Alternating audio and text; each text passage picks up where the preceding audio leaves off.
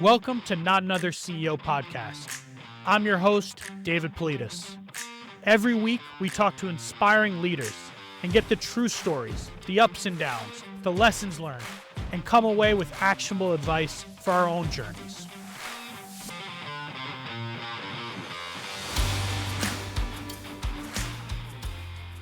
Today's guest is someone who's been building companies for 25 years. Earlier in his career, he built and sold two successful CPQ companies, Big Machines, which he sold to Oracle in 2013, and Steel Brick, which he sold to Salesforce in 2015. He's executive chairman of a couple of early stage companies and is an angel investor in dozens more. Over the last 12 years, he's built the largest and most trusted software marketplace. They help 90 million people every year decide which software solution is right for them. He's always been very generous with his time and knowledge. I've talked to dozens of founders who have stories about how he's met them and shared a piece of advice that helped them through a tough situation.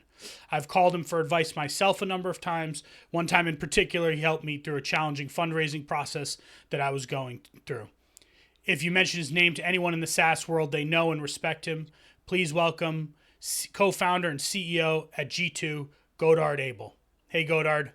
Hey, David, thank you for having me and thank you for the kind introduction. It's great to have you here. I've been excited for this episode actually for a while. Let's jump right into it. What's the one thing you've done at G2, big or small, that had the biggest impact and you'll absolutely do again if you're CEO of another company in the future? I think it's having the right co-founders, and especially co-founders, my co-founders, Tim, Mike, Mark, and Matt, that are equally committed to the vision and succeeding and bringing our vision to life. Because I think I've found at G2 and all my entrepreneurial ventures, it always gets harder and always takes longer. And so having co-founders that are equally in it with you is what's really kept me going and I think made us successful. Do you think there's something about the co-founder's skill set that you're looking for complementary skills, or is it just having people that are as dedicated as you are to the mission and the vision? I think both. And G2 was our second company. Actually, I had four co-founders at G2 and we'd all worked together building Big Machines, which we sold to Oracle.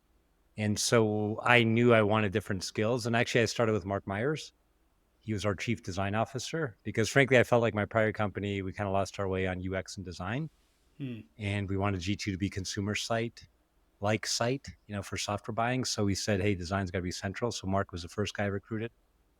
Then I recruited Matt Gorniak, and he was our head of sales at Big Machines as our kind of CRO go-to-market. And he was really the best at that, I'd ever seen build Big Machines with me. And then we recruited our best young engineer, Mike Wheeler, as our CTO, because we knew we needed a very hands-on coder to really, build a platform. And I recruited Tim Handorf as our head of product. He was also head of product at the first company. And, knew that I really wanted a strong head of product. And then actually one point I wound up at G2 turning over the CEO reins to Tim because he was also an excellent team builder, team leader. And when I look back now, what made G2 successful in the early days and allowed G2 to persevere, even when I went off to build another company, Steel Brick, was, having that founding team and having them so committed to bringing the vision to life. So for me, as I think about the next company, and I've been thinking a lot about what I want to do next, there is something about those people that you've worked with before where you almost don't have to say anything to them. It's like when you watch people playing some sport and they've played with each other for years and they know where the other person's going to be and they can put the ball right there. It feels like that's what you've been able to do with G2 and with these co-founders, right? Because you basically brought together people who have worked together before. You knew that there was that chemistry. Do you feel like the speed at which you could move was significantly faster because of that? Yeah, I think when you have a dialed in team, especially also the trust. And David, as you know, the early days are very stressful. And there's also a lot of strong opinions which direction to go in. I think one of our strengths, we trust each other so we could debate like crazy. One of our founding mantras was discourse it, and we basically debated everything. But I think we had that mutual trust that we could debate, get mad at each other, but still come back the next day and realign to a common vision. Mm-hmm. And so I think it's both, like having complementary skills and being a dialed in team, but I think that trust and then also that commitment, because like I said, I think every venture goes through valleys of despair. And that's probably been all my entrepreneurial journeys. Like G2, you start with this vision, and for a couple of months, it's like euphoric. We're going to do everything better. And then I remember at G2, like 2 months in, we just launched our alpha site, and then we're like, oh shit, we have no web traffic, and we're not getting any reviews. It's like, what do we do? And then I think if we hadn't had each other, we probably would have just quit. Mm. Let's talk about G2. It's you're the first CEO that I've had on of a marketplace, and I'm a big fan of G2 and Better Cloud are big customers, users. I'm curious to build a marketplace. You just said this at the beginning. There's no web traffic. There's really a supply demand thing of you need both sides of the marketplace to be to be there. How do you do that in the early days? Like, what was the first side that you got? Was it the reviews coming in? Was it the vendors coming in? How did you get it off the ground in the beginning? Yeah, and I think you're right, David. Marketplaces, well, they can be wonderful, but they're really hard to get going. To get the network flywheel going of any marketplace is really hard. And we started with the review side of it. And as I mentioned, we put out an alpha, and this was way back in 2012 at Dreamforce, because we'd also built our first company, Big Machines and Salesforce ecosystem. So we had a lot of friends at Dreamforce, and we just put out a G2 alpha. And that's actually what we called it at the beginning. And we just wanted to test this idea. Could we get reviews of, CRM software? And obviously that's what Dreamforce is all about. So we tried to gather reviews for CRM and I think email marketing and marketing automation software. Live right there Yeah, at Dreamforce. yes. And that was kind of our first test. And frankly, we knew we needed incentive because we also wanted more in-depth reviews. So we were just handing out $5 Starbucks cards and, just saying, hey, come by our booth, write a review. And I think we gathered a few hundred reviews that first week. And then the idea was also just to test, well, one, could we capture reviews? And then two, if we gathered enough reviews, would that provide any meaningful insights to software buyers? So that's kind of what we, wanted to test in our first alpha. Yeah, I love that you did the in-person reviews for an online like that. I feel like that's such a counterintuitive thought of like we're going to take reviews in person and have people type them in right there on the spot, but I know for a while you were doing that also with some of the vendors that you were working with, at their events and stuff like that, right? Where you kind of extended that you did in Dreamforce to some of the other vendors. Yeah, no, we still do. Actually, we're going back to Dreamforce even this year. Oh, and but you're right, doing it in person, like any software, right? The good thing, you really get real-time UX feedback. We're trying to have people do it on like iPads at the show. yeah. And then right away you see, where your UI is clunky. And I remember we had like a joint LinkedIn login, and then it's all like the little things, in a seemingly simple process, like capturing a review, all the little usability things. Yeah, you get a lot of live feedback. And, but, we're still optimizing the methods. Like last year at Dreamforce, we started putting up QR codes at the end of like all the Sales Cloud keynotes. We worked on that Salesforce team. That actually worked great. And then they were handing out Trailblazer hoodies as a thank you to anyone that would do a review. And so we've really also optimized the mobile experience because we realized like a booth is not very scalable. But if a vendor at their user conference puts up a QR code as last slide saying, hey, please write a review, and then they hand out Trailblazer hoodies, there was like a line around the block. So many people wrote reviews, like thousands just from Salesforce products. And so it's something we've kept getting better at. But that was the first thing we tested and had to figure out was just, how can we get reviews? And that was also our founding vision. We wanted to disrupt Gartner. Which, and obviously Gartner has a lot of smart analysts, but I always, as an entrepreneur, chafed under, hey, one smart analyst becomes like the god of your category. And I remember also my first company, I just thought the process of Gartner was way too slow. It took us like 9 years to get in a Gartner report, 12 years to be a leader. And so that really obviously chafed me as an entrepreneur because I thought it was holding back innovation because it's so hard to get third-party validation. And I also thought it was bad for software buyers. Because if you're looking at a Gartner quadrant, you're basically getting the market 2 years ago. which I think is fine if you're a very conservative Fortune 500 CIO, right? And you just don't want to get fired. It still works for that, still the gold standard for that, but I think if you're more of an innovator and you want the latest AI technology, you want the latest apps, you want the innovations, then obviously G2 is a place to come. And so that was a founding vision. And it was kind of amazing. We're still working at it 12 years later. And it's both like gratifying and frustrating. I think gratifying, we have become the largest independent software review site and marketplace, but at the same time, we're still only like probably halfway to really disrupting that old analyst model. The other thing I love that you do, to your point about the analyst model, it's so long. The cycles are so long there that by the time something comes out, you don't really know real time what that company is doing and what's trending. And you do the quadrants every quarter or every, I guess it's every quarter, or every season, that you do Yes. your summer quadrants and those grids and it's, I love when they come out. I'm sure you love it when they come out and everyone on LinkedIn is posting about it and talking about it. And, we have customers who screenshot it, send it to us, want to talk about, where are you on the grid? That must feel very good. I mean, to know, it's like one of those things where I know every time that comes out, LinkedIn is going to be covered in those grids and every vendor's talking about where they stand. So how does that feel when that happens? I do love seeing it. And we have like a Slack channel for it, we call G2 Oh, really? customers, where also our teams share all the cool ways, vendors like Better Cloud share their Yeah. leader rankings and badges. And so it is really cool to seeing that, vision come to life. And that's probably the positive side of network effect we've now achieved, because obviously at the beginning, I remember then, after we gathered those first reviews, it took us like, I think a year just to publish our first grid for CRM software. Because obviously at Dreamforce, we mainly got Salesforce reviews, but then we knew we needed like Microsoft Dynamics. We needed to get all the major players, and it kind of just took forever at the beginning. And I think the other thing we did post that, post the in-person, we're like, oh, let's just light up our LinkedIn networks.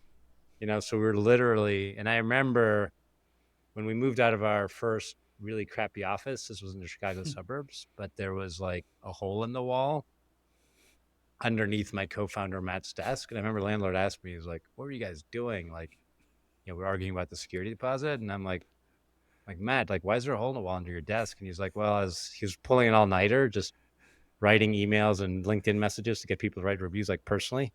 And he's like, to stay awake, I was kicking the wall. and obviously Matt did a great job of it. But that first year was really rough, to get to that critical mass of reviews. And then we finally published our first CRM grid, as we call it. Mm-hmm. And, but that took like a year. And then, the next big challenge, we're like, okay. And then the cool thing we started seeing, we'd start to rank on Google. If you Googled like CRM software or best CRM software or Salesforce versus Dynamics CRM. And obviously we intentionally tried to optimize our pages for SEO and then started getting enough content. So like that started to work, but then we're like, oh, wow, how are we going to make any money? And honestly, if it wasn't our second business, we didn't have a good exit to Oracle, like we probably wouldn't have been able to fund it because we were funding it mainly ourselves. We had a couple like angel friends invest, but most of the first 2 million was our own money from selling big machines to Oracle. And honestly, I remember those early days too. I did one tour, went out to like Silicon Valley, pitched a bunch of VCs. And I remember I got pretty far, like second round meetings, some esteemed firms like Sequoia, but then they're always like, I don't know, like, how are you going to make money? And is this going to work in B2B? And they were just like, maybe I wasn't good enough when we were selling it, or I don't know, but we couldn't, like, nobody would like write the big check, so we kind of kept self-funding, bootstrapping, because it also, like, that question of how are you going to make money, we really weren't sure. But then after we launched that first CRM grid was interesting. One of the smaller vendors in that category, Workbooks CRM, I think they were called, but they were out of the UK, like smaller vendor, and they'd gotten good reviews. So they're doing pretty well. And they were like, oh, wow, could we license this? Could we use this grid on our own website?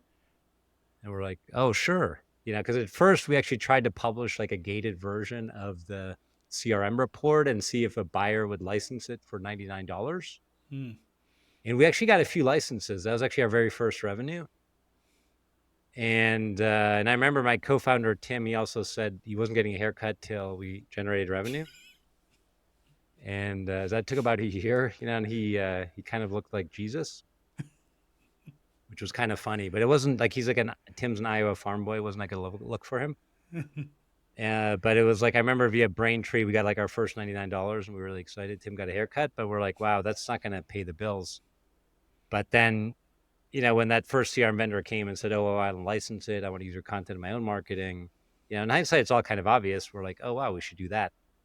And so I think they were the first kind of vendor customer, and they paid us more significant, like a few $1,000s a year to license our content.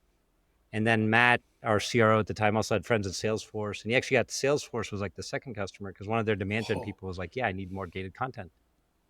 I'd love to publish your grid and capture some leads with it. So that was kind of then how we started and, figuring out the monetization model. But all of that was, that took like a year just to, get to enough critical mass in one category and then get to some monetization. So when you talk about the fundraising, I want to dig in on that because for anyone who knows you and my experiences that I've had with you, and I called you for advice fundraising, I'm surprised that you couldn't raise early on. I would assume someone who's been successful, had an exit, a team that's had an exit, you go out to fundraise and people would be lining up. And so what was that tipping point to actually get that first venture investor involved? Like, how far did you have to get that investor involved? And did you ever contemplate trying not to ever, like, did you ever contemplate bootstrapping the whole way because you had done it for so long?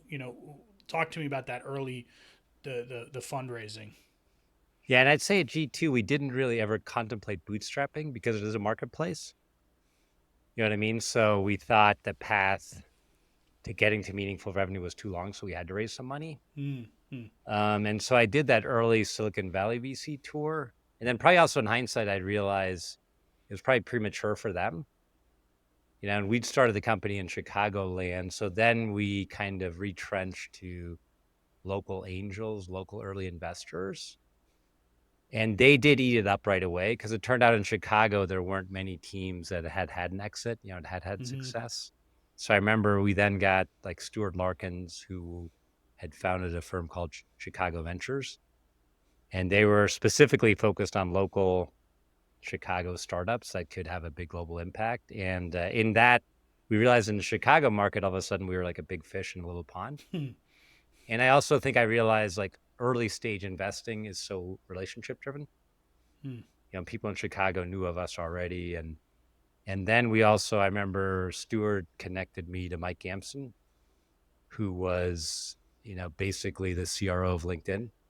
And, he was like the number 2 to Jeff Weiner for like a dozen years at LinkedIn, but he also happened to live in the Chicago suburbs, the suburb of Highland Park, where our first office was. So then like Gamson came by, he wound up investing. And so then ultimately we also got JB Pritzker, who also Chicago based, now he's the governor of Illinois. So kind of a famous guy, and obviously grew up, basically billionaire. And he also was a big fan of Chicago tech. So he had a fund and also an early stage fund called Pritzker Ventures. And so then we put together, it's probably like, I'd say seed funding, through just local Chicago investors and angels. And so that's kind of how we got it. And then actually we never went back to Silicon Valley. But what was interesting then, and this was like 5 years in 2017, all of a sudden Excel called us. Because we kind of said, and I think that's actually probably the lesson, right? Because I think, as you know, all these Silicon Valley investors, they're always monitoring all the companies everywhere. And then I'd actually gone off because G2 was taking so long, like a year and a half in. Matt Gorniak, our CRO, and myself were like, our skill is more like revenue and scaling a business. And so I actually gave the baton to Tim, our product leader, and because I thought he'd be better because we just had to kind of like grind it out, get the marketplace momentum going, get it to product market fit. And Matt and I, we went and bought this little technology, built Steelbrick, sold it to Salesforce in parallel. I stayed on the board at G2, but passed the CEO baton to Tim. And but I remember in 2017, Tim calls me. He's like, "Hey, Excel's like calling. They're all excited." And I was like, "Tim, I'm sure it's just some junior analyst. They call everyone." But then I happened to have a couple of friends at Excel, Kevin Effersey and Ping Lee, whom I got into business school with many years earlier. And I called them and I was like, "Hey guys, is this like real?" And they're like, "Oh, let me check." And they're like, they checked with Arun Matthew, I think also wound up on your Better Cloud board. Yeah, yeah, But Arun and team, and they were in the growth team at Excel. But Kevin, I remember, came back to me. He was like, "No, they really love it." And I guess what had started happening is all these entrepreneurs pitching Excel, all these enterprise software entrepreneurs pitching Excel for funding. They were including G2 grids in their pitches. And then they were starting to see it in all the board meetings, all the early stage companies. And obviously, in our theory, it was working because none of those early stage companies, you never appear in Gartner, you never appear in Force, or maybe best case, you get like one cool vendor mention in the yeah. first 5 years. So, but it started showing up in all the board decks, all the pitches of all the early stage software companies. And they also right away bought into that vision. They're like, yes, the world of enterprise software needs this.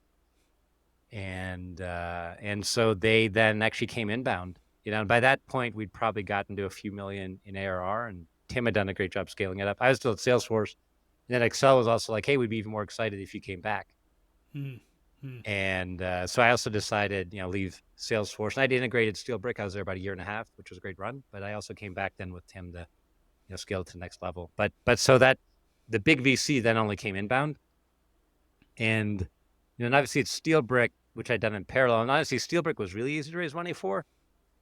But that was because it was like a Big Machines 2.0. Right. Yeah, right. and it was SaaS. And frankly, the founder, Max, already had, when we partnered with him, and we invested our own money in SteelBrick, kind of acquired the technology, rolled Max into the new SteelBrick, and he became CTO.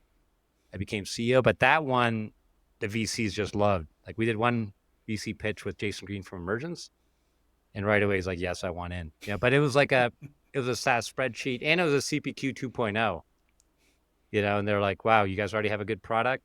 There's demand, and you have the perfect team and experience for this market." So that one we actually raised like 70 million in 3 rounds. Whoa. In about a year, and then sold it to Salesforce for about $400 million, like within 2 years. But that was like a 2.0, and I think as an entrepreneur, that's probably the easiest, right? Because your first company, it's always really hard. But if you're doing the same space where you've had a successful exit, that's when fundraising is easy, and it's a proven business model. But I also find with VCs, if anything a bit different, like a marketplace model in B2B that nobody's proven yet, like G2, then it's harder, right? Then they want more proof. We met through Arun because that was actually, I remember he called me and said, "Do you know this? Do you know G2?" I said, "Of course I know G2." He's like, "I really like that business," and he asked me to reach out to you. That was, I think, the first time that we exchanged emails. And I remember how excited he was, and I assume there was a lot of other people, that were similarly excited because, like you said, everyone was using it in their pitch decks, and it's kind of like the same as the LinkedIn thing. It's just amazing how that, you really filled a gap. I mean, Gartner, let's be honest. I mean, it's not, forget even the time delay. It's just not accessible to True. most companies. And frankly, I mean, for hundreds of thousands of dollars, it's hard to put an ROI on that. There's no, yeah. Anyway, so we could have a whole conversation about that. But let me ask. You've built the team. I mean, how big is G2 now? 1,000 people? I'm not sure. No, we're at about 600. 600. So 600 people. Is this the biggest company you've now people wise? Is this the biggest Yeah, company? and I think even more exciting revenue wise, we are well over 100 million ARR now. And my two prior companies we sold before we got to this stage. Hmm. And I do think that's, as a CEO entrepreneur, that's what makes it interesting, because you've seen this as you scale Better Cloud and other ventures. You do have to change as a CEO and as a leader as you get bigger, and as the markets keep changing, right? So that's, I think, what's interesting for me, and I've been doing it 25 years, but there's still like new challenges and new things I'm learning every day. As the company gets bigger, markets change. Now there's AI, right? There's always things changing, which I think Hmm. keeps you on your toes. When you think about managing the leadership team, you still have a lot of these people who you've started with, you've done this multiple times with. When you think about adding to that leadership team, I know you've brought on some pretty big name kind of executives over the years. How do you think about managing that team? Like, are you very involved in the day to day of all the things that they're doing? Have you hired people that are at such an executive level they just own their areas of the business? You talk to them once a week. How do you think about your role as you've gotten to this scale? Yeah. And that's probably one of my big lessons, but well, to answer your question, it's probably more the latter, where I have brought in much more seasoned executives and giving them a lot more freedom to operate. And I've also always been a student of entrepreneurs and leaders. And I remember reading No Rules Rules, by Reed, the Netflix founder. And I really like that freedom and responsibility concept. And, having informed captains for every initiative, and then, giving them more freedom, but then also making clear they have the responsibility to deliver. Hmm. And the alignment framework we use is the V2 Mom, that I learned from Mark Benioff, where and we revisit it certainly once a year in our leadership offsite, but our vision, our values, and those tend to change less over the years. Our vision being, let's build the trusted place you go for software.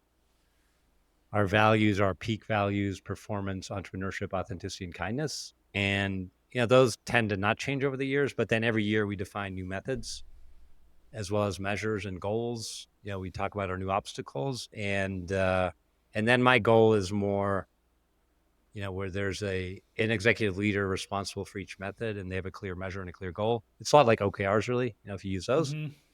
And then, like I said, giving them the freedom and the responsibility to operate on it. And yes, doing weekly one-on-ones. Obviously, we still have ad hoc dialogue, via Slack and phone calls in between. But yes, I think that's been a key. And it's also been kind of a challenge. And as you mentioned, like the founding teams now, we have a big entrepreneurial family. I'm also executive chairman, and it tends to be like the founding teams are like people that have worked together and that we know. But then I've also found, and I think everyone finds this almost in entrepreneurship, right? Not everyone necessarily scales as a leader. And so I have found at G2 now, I brought in a new CRO, Eric Gilpin, for example. He was the CRO of Upwork, also, very successful talent marketplace. And he'd led them from, let's say, 100 million to 500 million through public company stage. So now I've added, leaders like Eric, also new CFO, Chad Gold, new CMO, Sydney Sloan, new chief people officer, Preeti. So now I've really, new chief product officer, Sarah. But over the last 3 or 4 years, I've rebuilt a whole leadership team, all with people that are more, suited to this level of scale. And that is also always is emotional. And I think you've probably seen it also with co-founders or early employees when they quote unquote don't scale. I think it's always like emotionally painful. But then it's the right thing to do, and I think at some point, almost every startup goes through that, where the founding initial leadership team usually doesn't scale. And so we've kind of gone through that. And now I feel like I'm the other side of it. And then as a CEO, I also do have to learn to kind of give them more freedom, right? Focus more on aligning the plans of V2 Moms. And I can still do a lot of entrepreneurial things. Like I love doing podcasts. I still love talking to tons of entrepreneurs, going to events. So I kind of can do my entrepreneurial freedom, if you will, Mm-hmm. and with the goal being of having really strong executive leaders that can drive more of the operations and the cadence of the company. Yeah, that transition of early leaders, early employees who are wearing many hats, are figuring it out, grinding it out, versus the executive who is an expert in an area, has scaled it. That's a hard transition that I it's interesting. After I hired a couple of people like that, the successful ones at least that I hired, the team was upset when I first hired. Oh, you're going to get rid of Mm-hmm. that person and bring in this person. And but when I was successful, you could tell that I knew I was successful within a couple of weeks, because those people would now come to me and say, oh, that person you just hired, oh my god, they just unlocked this and this and this. In 2 weeks they found this thing, and you start realizing that if you get those right people, they can like completely change the game.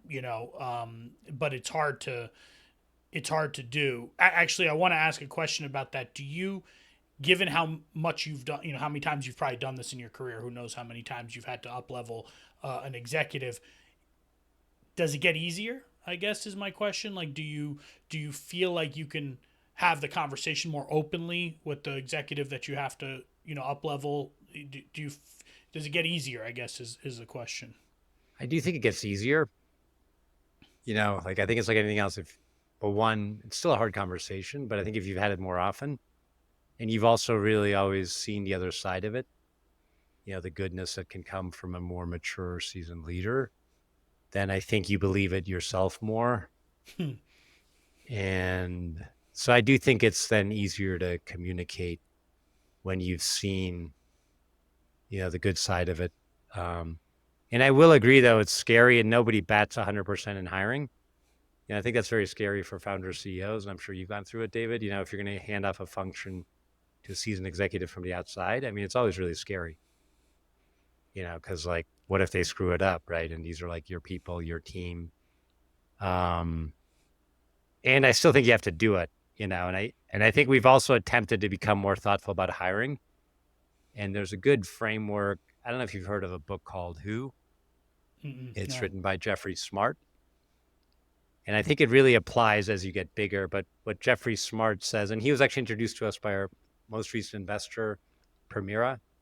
They led our Series D, the Permira Growth Equity Fund, and made us a unicorn, all of that. And they put over 100 million to the company. So they're very also seasoned investors, but they always recommend GH Smart. That's a firm of Jeff Smart that wrote this book called Who. And so they did executive assessments on all of us, including myself. And they tell you your strengths and your weaknesses. And they also kind of point out where they think you need complementary pieces to you as CEO and your leadership team to kind of fill your weaknesses, with other people who have those strengths. And then they have a rigorous kind of assessment methodology for an executive.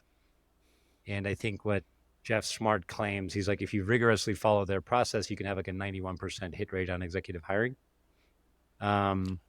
Although that's a lot better than my hit rate. Yeah. And honestly, like, I don't know about 91. And so far, my recent hires, I think I'm doing great, but I think, or like Vinod Khosla, whom, Khosla Ventures, I'm sure many of us follow him online. I think at one point I think he tweeted, he's like, Vinod said that he thinks he's really good at executive hiring. And he's like, and that means I bat 2/3. Yeah. Right. But I think if you can do 80, 90% in executive hiring, particularly in any hiring, you're really good, but I have aimed to be more thoughtful, more thorough. And sometimes we'll actually hire GH Smart to do the executive assessment of the candidate, of the executive, kind of as a final part of the final vetting. Wow. And they do like a 4-hour interview, and they have like PhD psychologists. And they also force you to define a scorecard. Obviously this is something you can do your own, and Jeff Smart talks about it, but like being really clear on what are the key objectives and measures. It's almost like the OKR for that executive. And then, you attempt to kind of interview based on their track record. And it's like, I think less about like hypotheticals. Hey, how would you do that? How would you do this? It's like, hey, what have you done? You know what I mean? It's much more about what have you actually done? Give me Why have proof you done actually it? that you've done the thing I'm going to ask you to do, basically. Yeah. And you don't even necessarily ask it that way. They do much more like, just kind of tell me your detailed life story and what have you done at each stage of your career.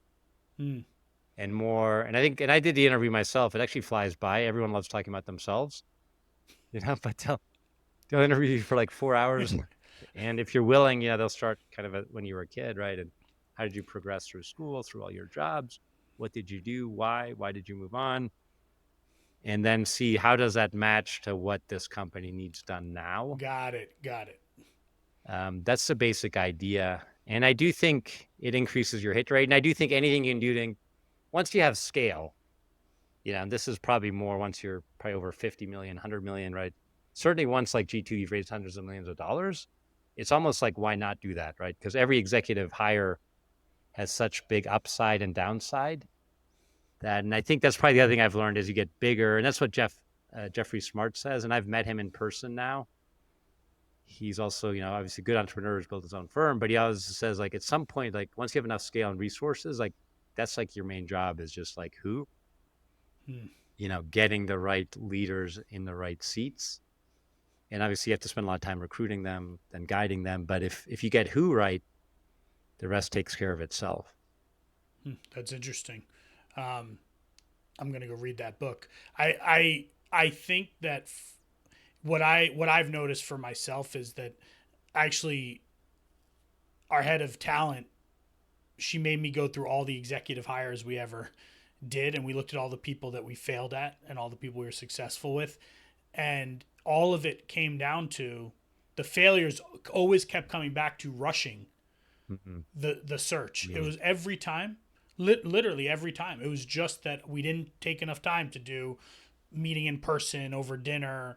We didn't take enough time to do back channel references, enough back channel. Like it always came down to just I didn't meet enough candidates. It was the third person I met and I didn't really every time. And we made it. She told me, she said, you're gonna take if it takes 6 months, we're going to take 6 months, because actually the longer we took, and I know that's not always the case, but for me, the longer we took, it ended up being the higher success rate that we had. And the people we hired in 2 months, almost every time I failed. Yeah. And I think you're right, David. It takes patience. And I would say, the C-level leaders, now I've hired, I think 5 over the last couple of years. And I think, like I said, all good ones.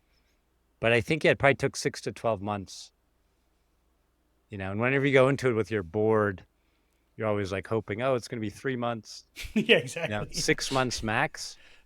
But I think you're right. It's actually better to be patient, even if during that time it's kind of frustrating and even awkward, right? Because your team's looking at you like, are we hiring somebody or not, David? And then sometimes you also have to wait for the right executive, because they may have some personal milestone. That was like actually our chief people officer, Preeti. I remember I hired her. She actually was doing some coaching for us, so I'd gotten to know her well. But then, and I approached her about it, and she's like, "Oh, Godard, this sounds like fascinating, and I think I'd really like to learn more about maybe being your chief people officer." But she's like, "But confidentially, I just got pregnant, so I don't want to take on anything." Or she was maybe 2 months into pregnancy. She's like, "I don't want to take on anything for till I'm back from that." And actually, I decided to wait for her. Wow. But it was an awkward time because we're having some talent challenges, and people were like, "Godard, you're not serious about hiring a people leader." I was getting all these challenges, and I'm like, I wish I could tell you, but sometimes I think but I agree with your basic premise. Like, don't rush. Mm-hmm. It's actually better to wait, because a bad hire, as then you have to go through a whole nother cycle, right? Because it probably takes you 6 to 9 to 12 months to move on, right? And then you got another cycle. And then frankly, with a bad hire, you lose like 18 or 24 months. At least. Or it derails the whole company. True. You know. So better to be patient and like you said, get enough candidates. And I've also decided for leaders, it's actually worth spending the money on executive search or a recruiter, just so you make sure you're seeing enough candidates. Mm-hmm. So one of the things that I look up to you for a number of reasons, but one of the things you're somehow involved in a number of different things, companies, while running G2 and scaling G2. And how do you manage all of this? I mean, I know you're passionate about it. I've heard you speak many times. I know how passionate you are about anything entrepreneurial, but it is a lot of it is a lot of things to juggle at one time. How do you do that? And I'd say it's somewhat similar to building your executive team, but I am executive chairman of 4 startups. Oh, 4. Yes. I made a mistake. I said 2. And I think I haven't announced all of them, but I think the thread in those, that is all entrepreneurial family. And, those are all the companies I was all involved with, like day 0, day 1, actively involved in like shaping the idea, the team. And, but those are all entrepreneurial family, but what I mean by that is it's people that have worked in our companies for years, kind of over the first 20 to 25 years. So we know each other really well. So we have that mutual trust. And, so it's always like with entrepreneurial family. So that one makes it go a lot faster. And the founding team is easier because, like as entrepreneurs like us, what makes a good early stage employee. We probably know that better than anyone, and there, like I said, it's all people like I worked with literally for years. So I know their strengths. They know mine, we know each other's weaknesses. And so I'd say that's one thing. And then the other thing I'd say on those ventures, like I've been very involved, like the first, let's say 3 to 6 months. where we're shaping the initial idea, putting together the founding team, the initial seed funding. But then also always my goal, and this has worked out, that there's got to be like a day-to-day founder, co-founder, or CEO that's really running the day-to-day. And then I can become, like, by a year into it, hopefully I'm like, quote unquote, just a board member. And that's actually worked out, where then, and obviously I coach the founder CEO on what I've learned. But I do that then more like try to be like a good board member where I'm not like imposing my operating ideas on them, but I wait for them to come and ask. And then I try to be a good advisor, but I let that be, they pull, versus me pushing. And like I said, now and then like Three Kit is one of them, and Matt Gorniak there. He was actually one of my G2 co-founders, built Steel Brick with me, built Big Machines with me. So he's been involved in every venture, but now he's a CEO there. And actually I dropped him in a couple of years after we'd gotten it going because they needed all of a sudden go to market. And so Matt was kind of like perfect as a go-to-market CEO. Also gave him that opportunity to be a CEO for the first time. And then another one we're building is Logic.io. And that's being built by my Big Machines co-founder, Chris Schutz. And he and I go all the way back to MIT. Like, we've known each other since 1989. And, but we kind of saw an opportunity for a third gen CPQ company, which might sound crazy. I was obviously busy doing G2, but we had these old friends from Salesforce, like their enterprise reps, calling us, and they were like, hey, the Salesforce CPQ just isn't handling these really complex use cases for the Cisco of the world and Palo Alto Networks of the world well enough. And we don't think they're going to innovate well enough. And for a while, we just said no. But then my Big Machines co-founder, Chris, retired from Oracle. He stayed there many years integrating it. And Chris got bored like 6 to 12 months in. He took a break, maybe like you are now. And then we're like, oh, Chris, do you want to build this thing? And he said yes. And that one's actually off to a great start. Incredible start. And obviously raised, both those companies have raised now over like $50 million from leading investors and are well on their way, north of 10 million ARR and growing well. And then we have a couple of earlier stage ones, Carrier Source. That was started by G2 alum Rob Light. And he's basically building a G2 for freight in midst of the greatest freight recession of our lifetimes. But they're making good progress. And actually my Big Machines co-founder, Mark, and one of our early engineers, Hamed, joined him. So it's kind of like, and they're literally just applying what we applied to software vendors with G2. They're applying to freight, like supply chain. That's coming along well, but still early. And then there's another one, Partner Fleet, another G2 alum, Kenny Brown, one of our early strong engineers. And he's basically kind of building an app exchange in a box, partner marketplace. And so we're also supporting him. So those two are earlier stage, but that is fun. And but like I said, the good news now, and really all four of them, I'm quote unquote just a board member. And so I can focus on my day job at G2. So last question about G2. Well, two more, but what is the biggest challenge you've ever faced at G2, and how did you overcome that? It's probably been a couple times where I overexpanded and then had to cut back. And to give you one particular example, this was in 2020. And in hindsight, I probably got a bit of hubris, because I came back, as I mentioned earlier, to G2. Excel had just invested. And then I remember Jules Maltz, who... from IVP. From IVP, great investor. And he'd led our Series C at Steelbrick right before we sold to Salesforce. And then I remember he came to me at G2. He's like, I want in. I was like, great. So we raised like, I remember I raised like I don't know, 50, 60 million Series C. I bought 2 startups. This is like late 2019. And I'm like, wow, we're just gonna, and I was investing like double every year. Everything was going great. And then I remember all of a sudden in early 2020, it wasn't. And we hadn't been thoughtful enough about scaling our revenue and our sales org. And we all of a sudden, like, we missed a quarter. We weren't getting the productivity. And then we got like a double whammy. Then COVID kicked in. And you probably remember that there was like real fear and panic, amongst the whole world, right? And obviously it was a terrible health crisis, but also like everyone was saying, wow, this could be the worst economic crisis of our life. And you probably also had Arun calling you and...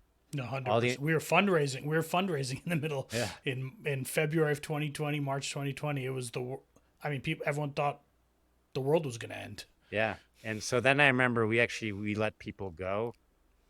we did like 2 cuts, and it was just super painful because we went from like, like we were everyone's hero, just raising money, grow, grow, grow, right? And I kind of probably drank my own Kool-Aid. I'm like, we sold big machines, we sold steel brick, like this one's going to be like our biggest. It's going to happen really fast. We'll go public next year, and then all of a sudden got hit by reality really hard. And so that was just really painful to reset. And, we probably let like over 2 rounds, let like 80 people go. And I remember I actually got like a hit piece in Business Insider, which was also painful. But we did this beautiful build out in our Chicago headquarters, like 2008. We put in this beautiful stairwell, created this beautiful open space. But then I remember like the Business Insider article was like, like some goofy picture of me as like basically like silly founder wastes $1 million on staircase, and then like has to walk employees up that staircase to lay them off. Oh, yeah, that was sort of the genesis of the article, and it was deserved criticism, like in the sense like I wish I anticipated it earlier, but I think like that's still something as an entrepreneur when times are good.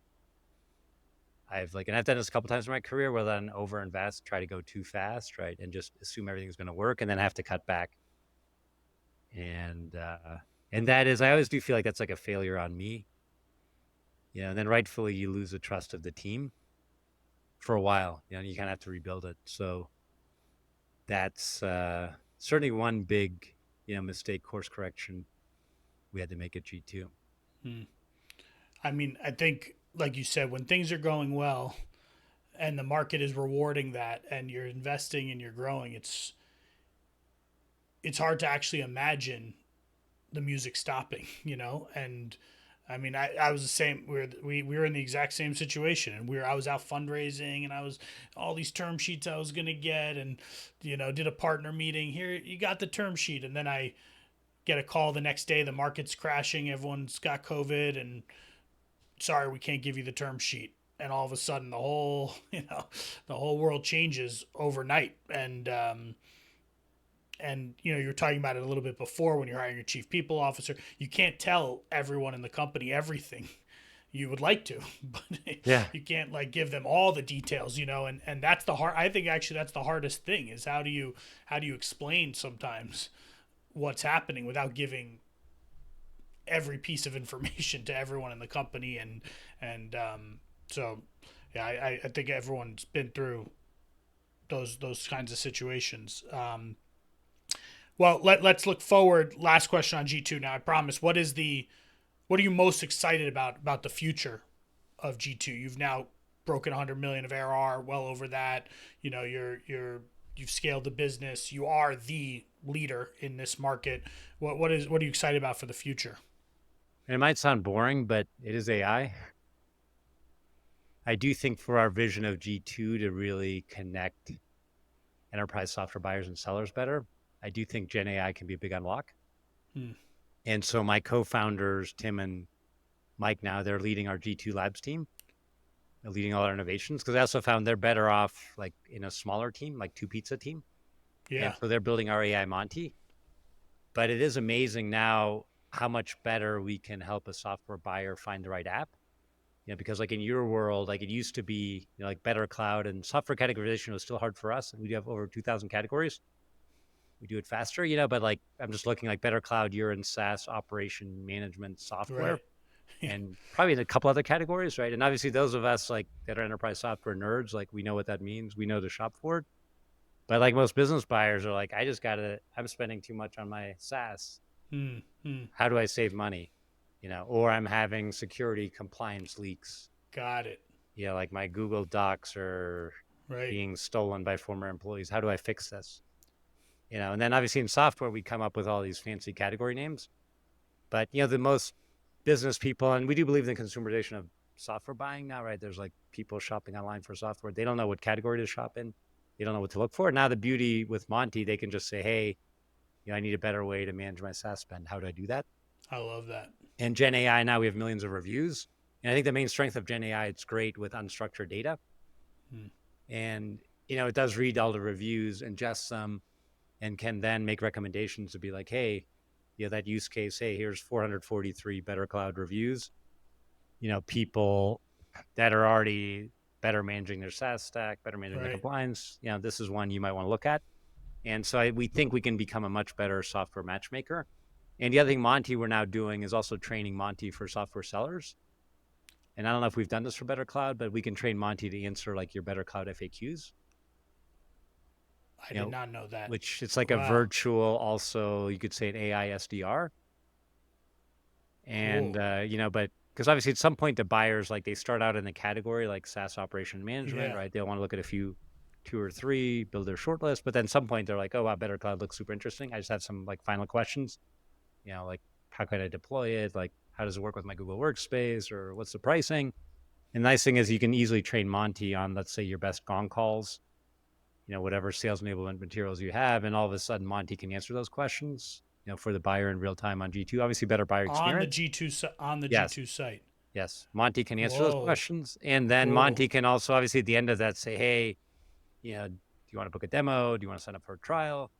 Do you want to just buy a starter edition? And I think that's starting to have more and more success. And I also think all people on the internet are being retrained. There's this interesting shift from Yes. search, and actually even my wife, like this summer, and she's not like, she's been mainly, we have three wonderful kids. She's mainly been like stay-at-home mom with them, but I'm like, hey, you should sort of like just start trying ChatGPT. And I'm like, now she's trying it she's using it for everything, right? And she stopped doing Google search. And I think that's the same thing is happening with software buyers.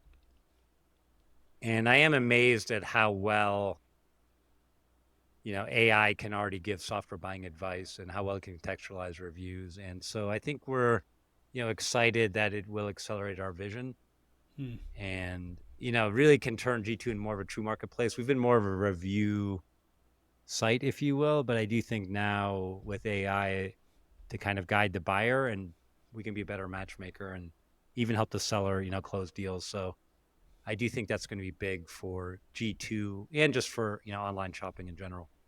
I love that. I did not know about that. The SDR on your site is a really, I mean, you also know what the buyers, because if they've left multiple reviews, you actually understand their full stack, True. and you know what works with what. I mean, there's so much data you have. It's actually kind of crazy. Um, Yeah. And we do ask the buyer ideally to also sign up with their LinkedIn profile, because then we also know their industry, their job right, their role, their size, company all. size, Yeah, yeah. and all of that's obviously important context about the buyer. And then, yeah, we can be a better matchmaker. I love that. I love that. Okay, let's transition to you and you personally. I mean, you have such an entrepreneurial spirit. I would love to know, where does that come from? Where did you when did you always know you wanted to be an entrepreneur? Something in your family that kind of took you there? Where does this come from? I do think I was born with it.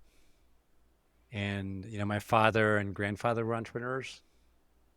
And so I grew up with it. My father was running, it was a small pump manufacturing company, actually originally in Germany. And it was started by my grandfather right after World War II, kind of in the rubbles of post World War II Germany. And I suppose my grandfather was lucky because, he survived the war. He was working in the waterworks in Düsseldorf, big German industrial city that got bombed. But his job was just to keep the water supply running. So he's like a very hands-on pump engineer. And then after the war, he developed a better piston membrane pump to pump slurries out of like the coal mines in the Ruhr Valley. And obviously he had no money. He had to bootstrap it. So his brother was like the sales guy, and they would sell a pump, and then it outsourced the manufacturing, based on his design. And then eventually they kind of bootstrapped it. And by the time my father took it over, like in the 70s, it was maybe like a 50-person small company in Germany. And, but I remember my dad also moved us to the US because he was very entrepreneurial, and he was like, I want to conquer the US market. And so I'm moving us over there. So we moved to Pittsburgh, Pennsylvania, good industrial city. And so I just grew up with it, talking to my dad about work. And frankly, it was kind of daunting because in some ways I wanted to be like my dad, but he also seemed so much larger than life. Hmm. And to me, and in Pittsburgh, there were maybe 10 people in the office, but like to me, it just seemed like huge. And I'm like, wow, I don't know if I could ever do what my dad does, but somehow I kind of wanted to. And, and so that was probably where, I think where I got it from. And frankly, also the inspiration for my first SaaS company, Big Machines, was to sell big machines. And my father made big industrial pumps. And that's actually where I got the idea. Like at the beginning of 2000, the internet was just starting. But at that time, there were only products like Amazon books, very simple SKUs being sold online. And I said, hey, I'd help my dad sell his big machines online. And so that also led to my first venture. So I do think all that, I was kind of lucky to grow up in a good entrepreneurial family. And I think that's where I got it from. Do you expose your kids to all the stuff you do? I do, but I definitely don't want to push it, you know. But one of my sons, he did, and we wound up moving to Boulder, Colorado during the pandemic. And my boys are really into biking, so one of them actually started a little, calls it Mapleton Mechanics. That's the street we live on in Boulder, but he's like started his own little bike mechanic shop. So that's the first sign I'm seeing of maybe some of the entrepreneurships going to the next generation. We'll see. I love that. Well, I talk about a lot that I grew up around my father's small businesses that he had, and same thing. I think I did look up to him, and always wanted to kind of be like him, and it drove me. And I've tried to expose my kids, and my kids are 10 and 8. And I went to see them at camp for the first year ever. They were at sleepaway camp, and I went there, and my 10-year-old was telling me, hey, I started a company. I said, you started a company at sleepaway camp in Maine. I said, what are you doing? He says, I clean the bunk. I clean other people's, areas of the bunk. I said, oh, that's good. He said, yeah, I got a couple of co-founders, and the three of us, we offer our services. For one day we charge this much, 3 days a week we charge, and I Wow. honestly, I recorded him, and I was so proud of that moment. Same thing. I was like, he's got something there. He's got the idea. So It's anyway, wonderful. I Yeah, you're yeah. you're passing on the entrepreneurial genes as well. Yeah, yeah. What is it that motivates you? I mean, you've been very successful. Clearly, made a lot of money. Like you don't have to do this for money. What is it that drives you? Like deep down, what motivates you to do this? I mean, it's stressful. It's hard. It's True. like what is it that motivates you?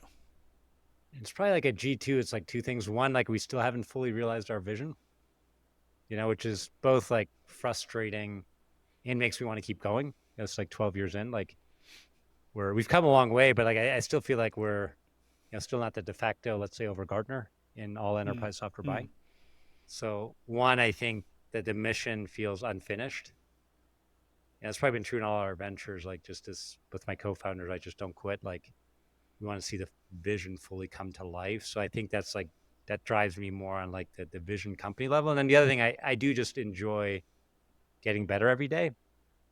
And that's also why we consciously chose peak culture. And part of the reason I also moved to Colorado, like I love climbing. Like this weekend, I actually did a 100-mile gravel bike race. First time I'd ever done it, and had to climb like 7,000 feet. But it's kind of like a similar feeling where it's just like I love that challenge of climbing tough peaks and getting better, and becoming a better CEO, becoming a better entrepreneur. And I feel like I'm still learning and growing. And yeah, and so I kind of, but I do think hopefully G2 to be for me will be like my crowning achievement as an entrepreneur. mm. And but I kind of want to see this one all the way through, and realize our vision and grow to the next level of scale as an entrepreneur. And then I'll probably be ready to hang it up and just invest and advise. But Yeah, we'll see. yeah. Do you think that it ever gets easier? Does it ever get easier?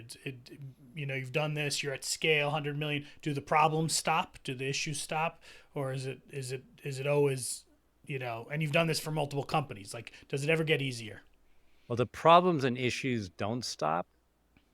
So in that sense, I'd say the job doesn't get easier, but I have found it feels easier because I think the experience and having a better mindset, and I've also worked on my conscious leadership. So now I think I can better accept the challenges and better face them and better Mm, deal with them. mm, Although they are the same. yeah. Um, what piece of advice would you give yourself, knowing everything you know now, all your experiences over all these years? What piece of advice would you give yourself at the very beginning of your career? I do think I wish I'd started working on like my consciousness and my mindset earlier. And maybe it was a bit of a luxury, but I remember it was about 9 years in the big machines where I first hired Jim Dethimer as a conscious leadership coach. What And does that then, mean, conscious leadership? and there's a whole website, conscious Oh, is if people really want to go deep, but the high level story is becoming a more self-aware human and leader. I was thinking one of the first things Jim actually had me do, and I'd never done it before, was like meditate and breathe. And I remember after I did it with him, he did me like a 5-minute exercise. I'm like, Jim, this is wonderful. Like, it cleared my head, but like, I'm like, but I just feel tired. I have no energy, without all the anxiety and adrenaline, I can't work. And then he kind of just laughed and he's like, oh, that's kind of normal when you first experience it, but I think I think the idea would be you can lead more from a place of ease and flow. So it's not just anxiety fueling you. It's not just fear of failure. And I still have that, but it's also like you can be aware and present and not full of anxiety, which was like my first 10 years as an entrepreneur, and still do great work. And so it's kind of a shift to working from what they call above the line, being more conscious, more free flowing. So it doesn't feel as effortful. And hopefully you're actually being a better leader and getting better work done. Interesting. I did conscious dot. IS, conscious is, IS. And conscious leadership. And they have a bunch of great content, but certainly I wish it was about 10 years in for me where I started applying that. And it's just made the journey feel a lot better ever since. Awesome. Well, where can people find you if they want to connect with you? What's the best platform to connect with you if they want to find out more about G2 or your experiences?